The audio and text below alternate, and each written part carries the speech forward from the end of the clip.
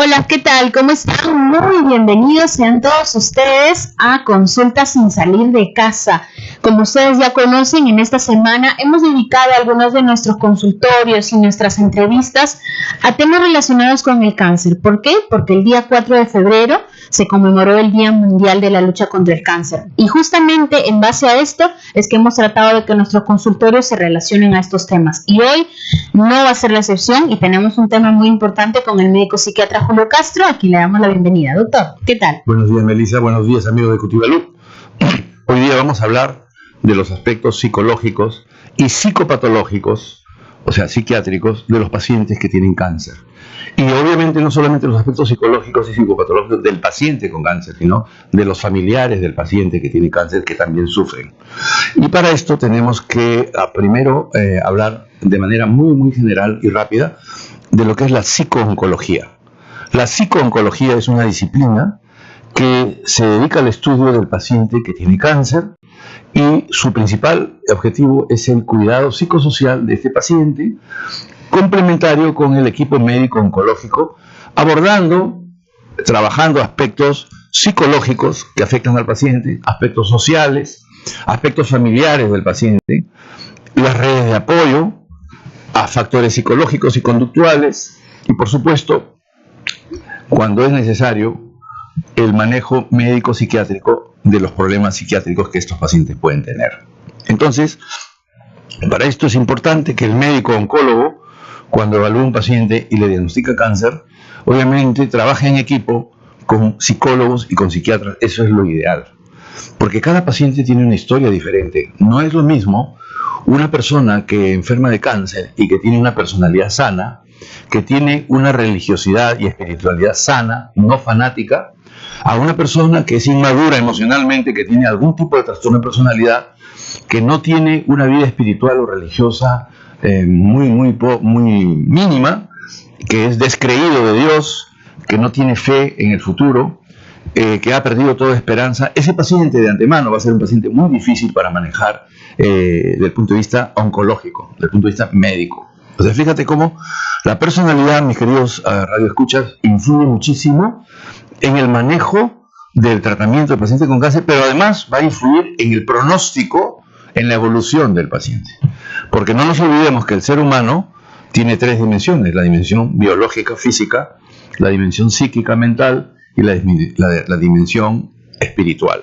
O sea, los seres humanos tenemos tres aspectos en nuestra naturaleza que hay que considerar. Por desgracia, la medicina occidental se centra generalmente en el aspecto biológico, muy poco en el aspecto psicológico, y en el aspecto espiritual casi nada.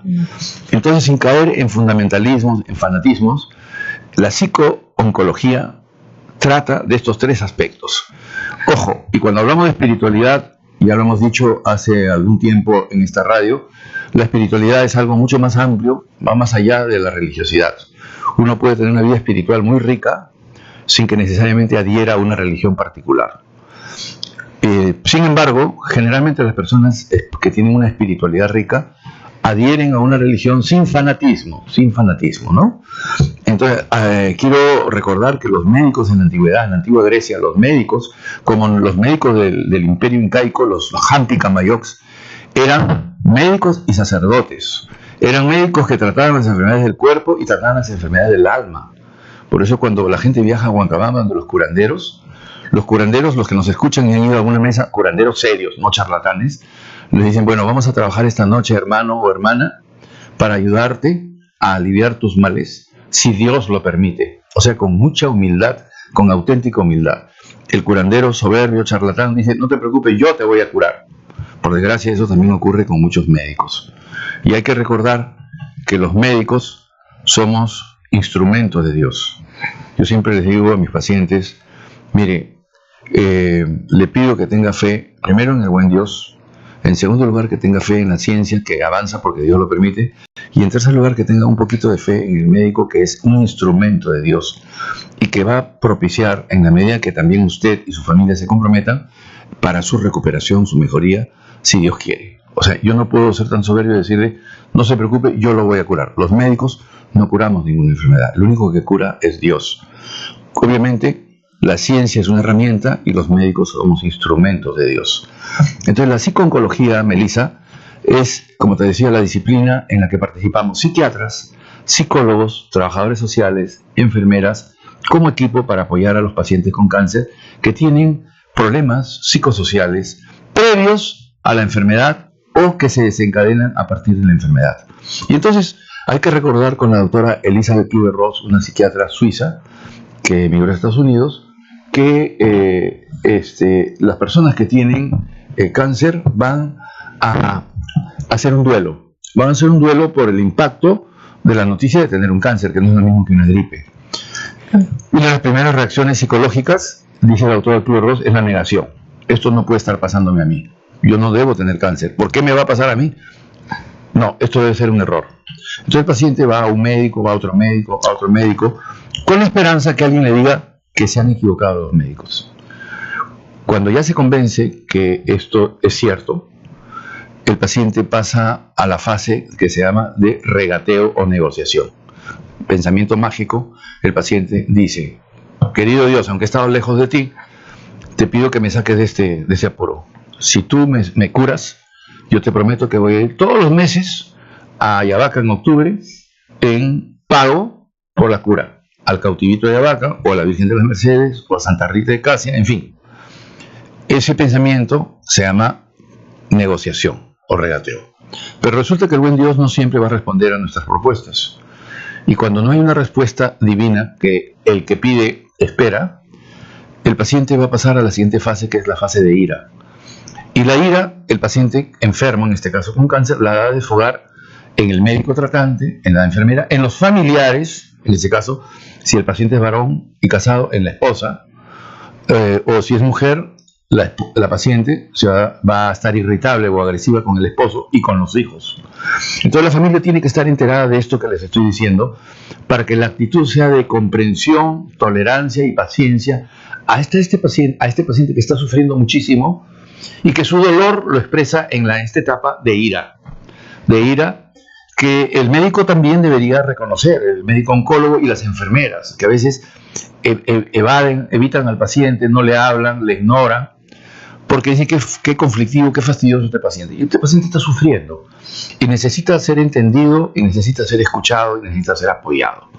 A veces, mi querida Melissa, el cogerle a alguien de la mano, el agarrarte con respeto el hombro, no como el doctor López Vilela, que lo hacía, dice el congresista Sarmiento, breve paréntesis, que es una vergüenza para Piura, dice que en Piura los piuranos saludamos así.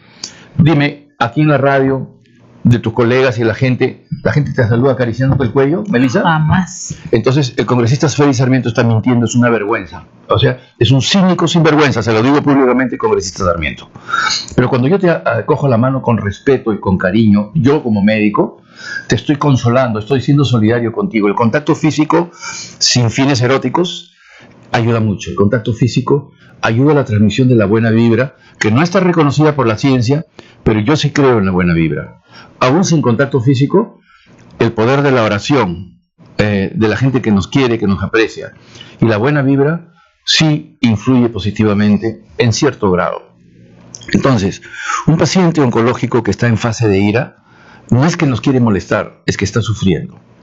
El paciente, después de un tiempo, dice el autor, va a pasar a la fase de depresión. Naturalmente se va a deprimir en grado leve, moderado, severo, dependiendo de las circunstancias y dependiendo de la personalidad previa. Algunos pacientes no se van a deprimir, son los que son muy fuertes, muy estoicos. Me acordaba de nuestro querido amigo Bruno Reves, de quien tuve el honor de ser amigo. El padre Bruno Reves, una personalidad excepcional, sacerdote con una formación científica y espiritual, y sin embargo hasta el último momento de su vida fue un ejemplo de dignidad, de cómo se transita por momentos como los que estoy comentando. El paciente, después de pasar la etapa de la depresión, dice la doctora Kübler-Ross, pasa por la fase de aceptación. Ya el paciente asume que le tocó lo que le tocó y se prepara para los momentos finales. Pero eso no siempre ocurre en ese orden, la secuencia del duelo de los que les estoy hablando. Muchas veces se pueden saltar etapas. Y por supuesto va a depender siempre de la personalidad previa de la persona. Si ha tenido una personalidad madura, esta persona va a asumir estoicamente, dignamente lo que le tocó.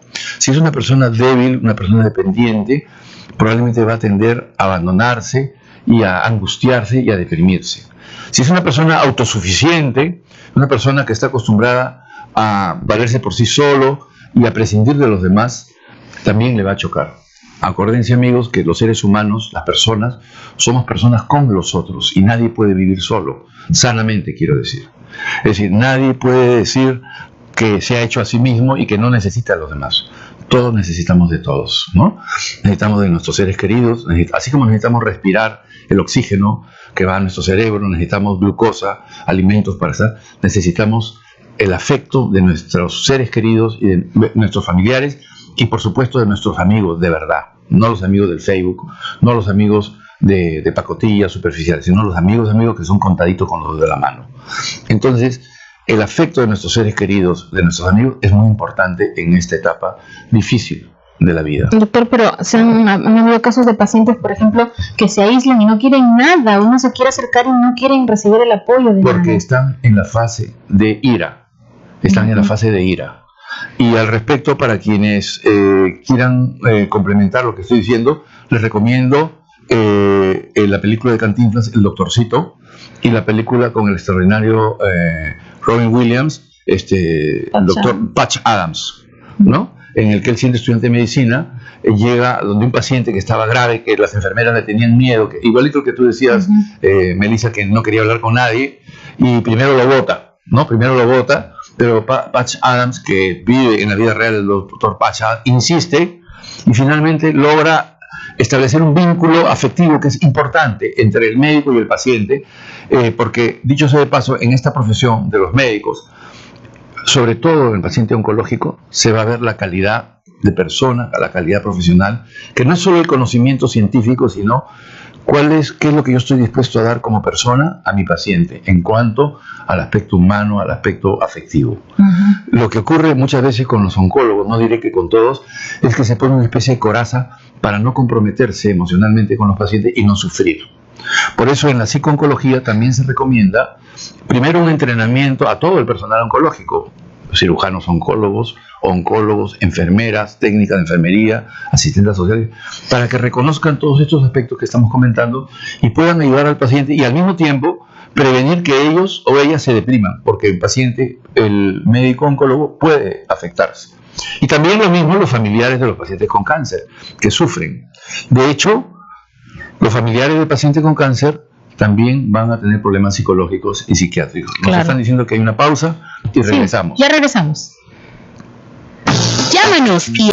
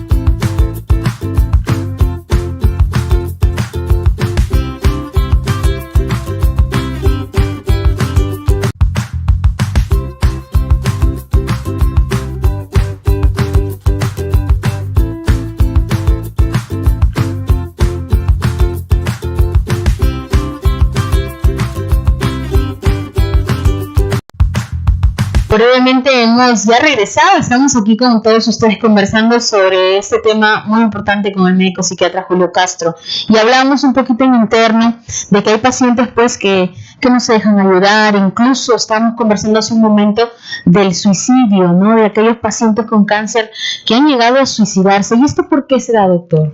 Hay muchos factores. En primer lugar, en psico-oncología se ha estudiado y se sigue estudiando el tema de la desesperanza. Cuando un paciente pierde la esperanza en la vida, está en riesgo de suicidio, ¿no? Cuando un paciente sufre mucho dolor y no es aliviado, va a estar en riesgo de suicidio. Cuando un paciente tiene una personalidad inmadura y no tolera las frustraciones de la vida y las circunstancias de una enfermedad como el cáncer, probablemente se va a suicidar aún en la etapa inicial o moderada de la enfermedad, ¿no? Entonces, el suicidio es una posibilidad que tiene que ver con desesperanza, tiene que ver con el sufrimiento del paciente, tiene que ver con dolor, tiene que ver con la falta de apoyo psicosocial cuando no tiene el afecto o no ha tenido, antes de enfermar, una familia armónica. O sea, dicho de otra forma, el enfermar y tener una familia disarmónica en la que hay conflictos, en que no hay afecto, en que se toleran, pero como dicen, se mastican pero no se pasan, en el que no hay como una buena comunicación, ese paciente ya está en desventaja.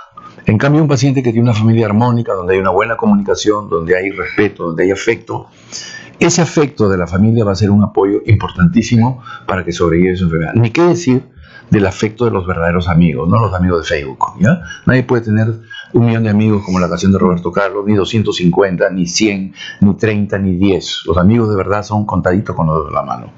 Pueden haber buenos conocidos y efectivamente la misa de sanación, la buena vibra, las oraciones ayudan. No es la panacea, pero ayudan definitivamente. Una palabra de consuelo, una caricia, agarrarte la mano, un abrazo, ¿no? Puede ayudar muchísimo, ¿no? La actitud comprometida y cálida del médico. Nadie dice que tú tengas que ser amigo de tus pacientes, pero en la relación médico-paciente, el médico siempre debería tener una actitud de calidez y de, digamos, humana hacia el paciente. No solo el médico oncólogo, todos los médicos. Porque la medicina es una profesión diferente a otras en el que el médico trabaja con personas, no con cuerpos, ¿ya? Trabajamos con personas y por tanto nuestra relación debería ser humana, profundamente humana. Por desgracia, no siempre eso se cumple. ¿Por qué? Porque no siempre el médico tiene vocación para tal. A lo mejor puede manejar muy bien la técnica, puede ser un excelente cirujano, puede conocer muy bien el tratamiento oncológico, pero la parte humana, afectiva, la parte psicoterapéutica no la tiene porque nunca no le interesó, nunca la aprendió y además no tiene la convicción, no tiene de que eso es importante. Un verdadero médico, decía el doctor Carlos Alberto Seguín, debería ser psicoterapeuta aunque no sea psiquiatra. Dicho de otra forma, todos los médicos deberíamos ser psicoterapeutas. Para esto se requiere una personalidad previa sana del médico y tener vocación para ser médico. Si un médico no tiene vocación, simplemente eligió la carrera para hacer dinero, no va a poder entender lo que estamos conversando. Y por supuesto, su relación con el paciente va a ser totalmente fría, despersonalizada.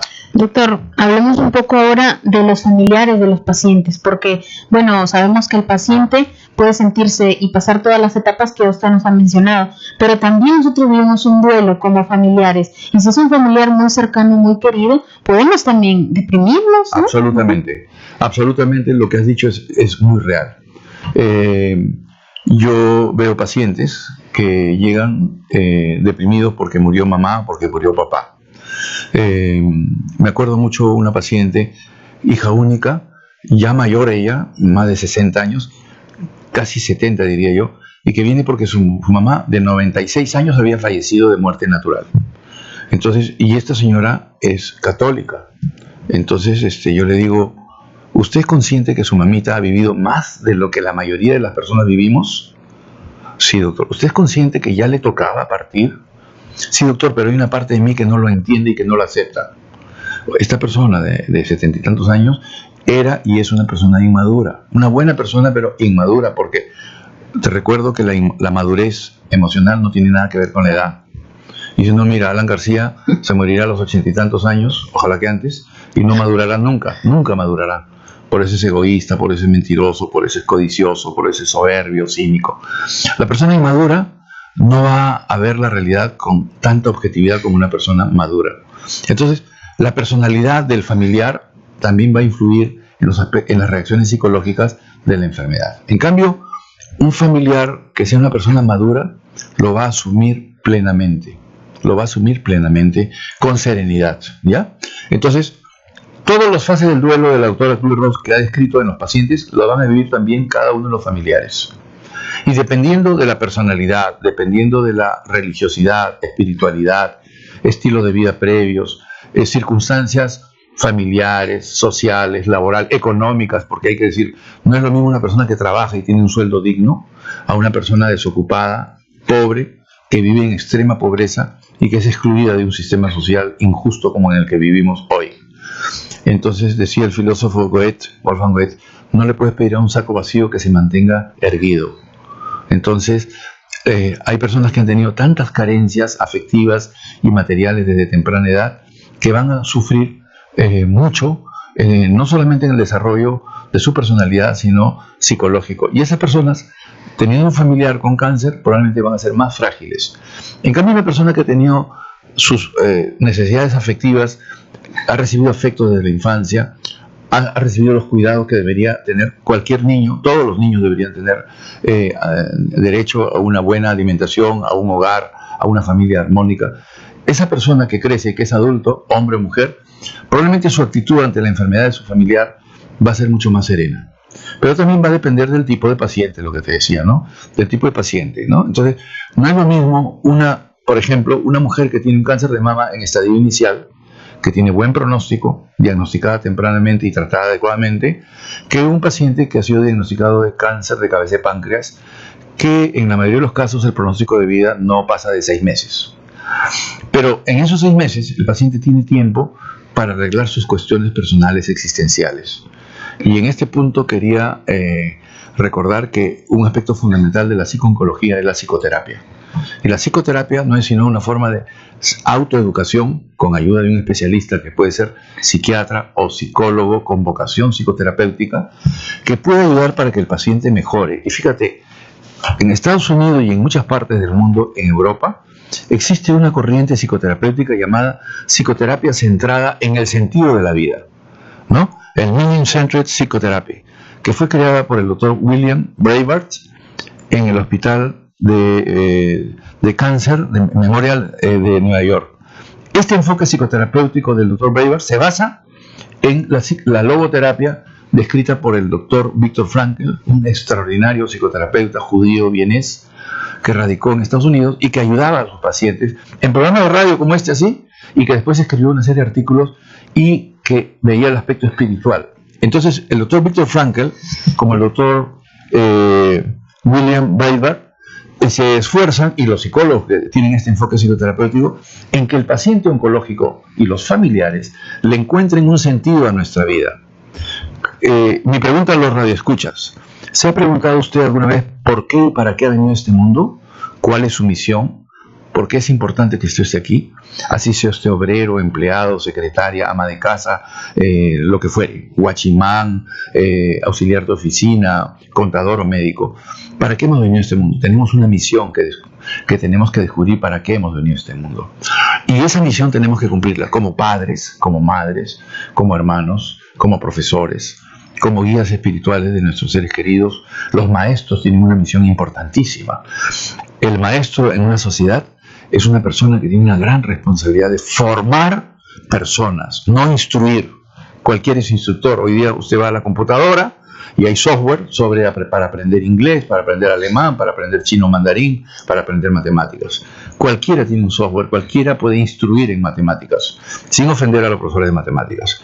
Pero ser maestro de matemáticas es otra cosa.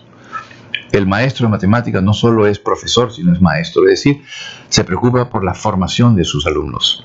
Y en ese sentido, yo soy hijo de maestra. Mi madre era maestra, no era profesora. Era profesora de formación y era maestra por vocación.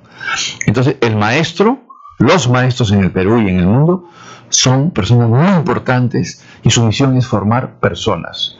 Igual los sacerdotes y monjas que son coherentes con la doctrina de la Iglesia y cualquier otra religión, sin fanatismo, no los pastores evangélicos que no se enriquecen, que no engañan, ¿no es cierto?, que no se aprovechan de la fe y del fanatismo de la gente. Entonces, cada uno de nosotros tiene una misión que descubrir, mejor, tiene una misión en el mundo, pero que tiene que descubrir. La psicoterapia centrada en el sentido de la vida ayuda a que el paciente oncológico, aún enfermo, descubra el sentido de su vida, incluso en momentos finales de su vida. Y eso también requiere un entrenamiento en este enfoque psicoterapéutico y que el psicoterapeuta tenga vocación psicoterapeuta. Pero claro, como tú lo has dicho, Melissa, ¿de qué sirve que tú seas un experto psicoterapeuta si el paciente no quiere colaborar? Es verdad, hay pacientes que no quieren colaborar, es su opción, es su elección, ¿no? No se puede ayudar a quien no quiere ser ayudado. Pero yo te diría que incluso los pacientes que aparentemente no quieren ser ayudados es porque están en fase de ira. Ya están en fase de ira, están molestos con la vida, están molestos con el mundo, están molestos con Dios, están molestos con el médico, están molestos con la esposa que está sana y él no, están molestos con los hermanos, con los hijos, están molestos con los amigos que no van a visitar. Me acordaba que la Iglesia, una de las cosas que recomienda es visitar a los enfermos. Entonces los amigos de verdad visitan a los amigos cuando están sanos, pero también deberíamos visitar a los amigos cuando están enfermos, ¿no? Pero claro, para eso uno tiene que tener una personalidad sana, ¿no? Para estar dispuesto a una conversación íntima, profunda, humana, no frívola, no hablar de fútbol, no hablar de estupideces, sino hablar de temas de la vida. Entonces la pregunta es, ¿cuánta gente está preparada para eso? Me temo que no mucho, porque lo que predomina en el Perú y en el mundo es una educación superficial, alienante, ¿no? Que cada día se centra más en el tema de las metas académicas, en los factores de instrucción como sinónimo de éxito, y se olvidan muchísimo de la parte de formación. Y el alumno debería ser formado de manera integral, ¿no? Es verdad, hay que enseñarle matemáticas, hay que enseñarle historia, hay que enseñarle literatura, hay que enseñarle, qué sé yo, pero también hay que formarlo. Y el maestro, con su conducta, con su comportamiento, es un modelo, igual que los padres. Quiero recordar finalmente, y lo mismo los médicos, que nosotros enseñamos más que con lo que decimos, con nuestro comportamiento. La conducta del médico y de la enfermera va a decir mucho. La conducta del familiar también va a decir mucho. Si el familiar, cuando va a visitar al enfermo, le da la espalda, no lo mira a los ojos, no lo toca, está mirando su celular, ¿no?, bosteza, el paciente se va a dar cuenta de que el familiar está ahí porque tiene que estar, porque se siente obligado, pero en realidad no está comprometido. Imagínate que tú y yo estemos acá conversando, tú miras para un lado, yo miro para otro lado, no nos miramos la cara. ¿Qué tipo de comunicación es esa? La comunicación es integral, no solamente es verbal, es la comunicación visual, la comunicación corporal. Mi cuerpo, cómo está dispuesto, la expresión de mi rostro, el tono de mi voz va a decir cómo me estoy comunicando con los demás, si soy auténtico en lo que quiero comunicar o si es falso lo que estoy diciendo. Entonces, una auténtica comunicación va a ayudar muchísimo. Pero finalmente, recordar un poco lo que tú decías, la preocupación. Hay que preocuparnos no solo del paciente oncológico, sino de la familia, porque en la familia uno o más miembros pueden sufrir mientras el paciente está vivo. Y por supuesto, cuando el paciente fallece, algunos de los familiares pueden hacer una depresión y hay que estar alerta a eso. El riesgo de suicidio no solo es del paciente, sino también de algunos de los familiares. Y aquí en este punto quería terminar diciendo que si hay antecedentes de depresión en la familia del paciente con cáncer o de los familiares, si hay antecedentes de suicidio, hay que estar alertas porque el riesgo puede ser mayor. Bien, doctor, muchísimas gracias por haber venido. Como siempre, es un gusto tenerlo aquí en Cutibalú y nos veremos un próximo jueves, doctor. Hasta luego. Mediante, Melissa. Buenos días, amigos.